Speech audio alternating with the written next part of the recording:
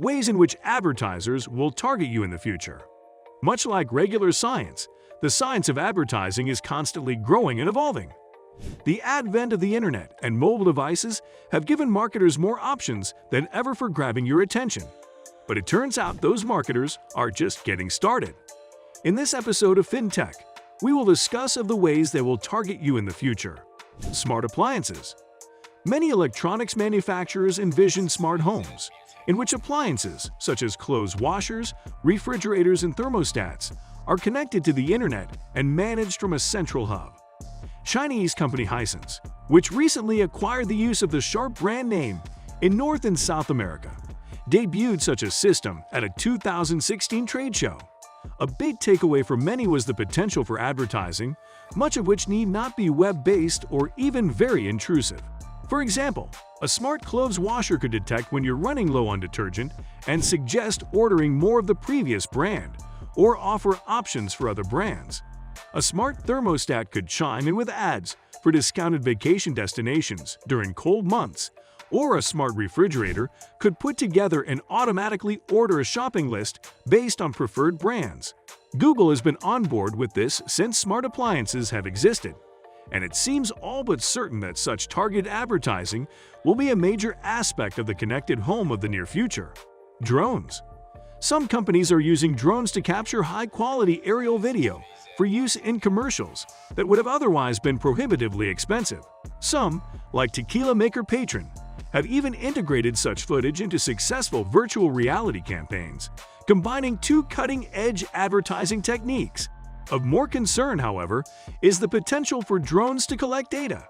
Singapore-based advertising firm Near conducted a proof-of-concept trial in 2015 in several markets, including Los Angeles, in which drones collected publicly available Wi-Fi data to gather user information and deliver super-targeted, location-based ads. Despite questions about the trial's legality, it seems unlikely that marketers would leave such a potentially vast data source untapped. Connected cars. In 2013, electronics manufacturer Magellan launched its Smart GPS, a standalone dash-mounted system that had a few features lacking in other similar units. Specifically, its interface can be made to volunteer information relevant to your current location, such as places to eat, hotels to stay in, or entertainment options. Many of these suggestions come paired with coupons or special offers through Foursquare. This is an example of contextual marketing, and many in the industry believe it to be the wave of the future as more cars come standard with internet connectivity. Location-based ads are only one potential avenue for in-car advertising. Even today, devices connect to your car's diagnostic computer and offer situational rewards. Personalized radio and television ads. While radio and TV advertising remains a significant source of revenue for many advertisers, its one-size-fits-all approach ensures that a great number of ads will fall on uninterested ears. To name just one example, diamond engagement ring ads, common in most radio markets, are not very helpful to those who are already married. At least one company hopes to optimize this form of advertising by providing web-style targeted ads to terrestrial radio and television broadcasts. The technology, developed by tech company Gracenote, is available in over 50 million cars today. It develops a profile of a user by identifying songs played on CD and radio, the type of car being driven, frequent locations, and more. It then uses this profile to dynamically insert relevant ads in place of local programming. The company has been developing a similar application for televisions for over 10 years. It uses video recognition to identify commercial breaks, swapping the broadcast content for more relevant content based on its user profile. We can expect this type of targeted advertising to proliferate quickly. Gracenote is owned by Sony, a major manufacturer of televisions and audio equipment.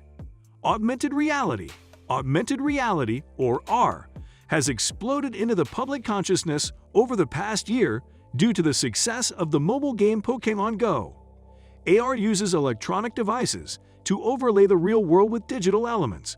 Among other things, a consumer could easily find more information about a product simply by pointing their smartphone at an advertising display.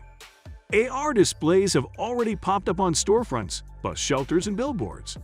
One famous British Airways advertisement used a giant video billboard featuring a child who would point to actual planes as they flew overhead and call them out by flight number. Computer-generated ad campaigns.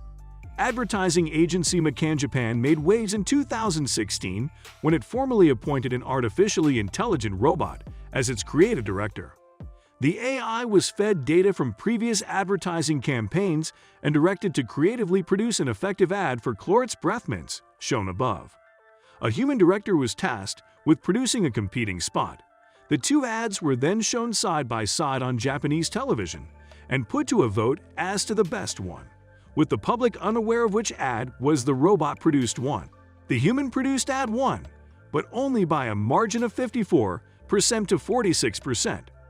This proof of concept illustrated the capabilities of AI to crunch massive amounts of data in a far shorter time than humans can, and to use this data to identify meaningful trends and suggest how to improve a campaign's performance.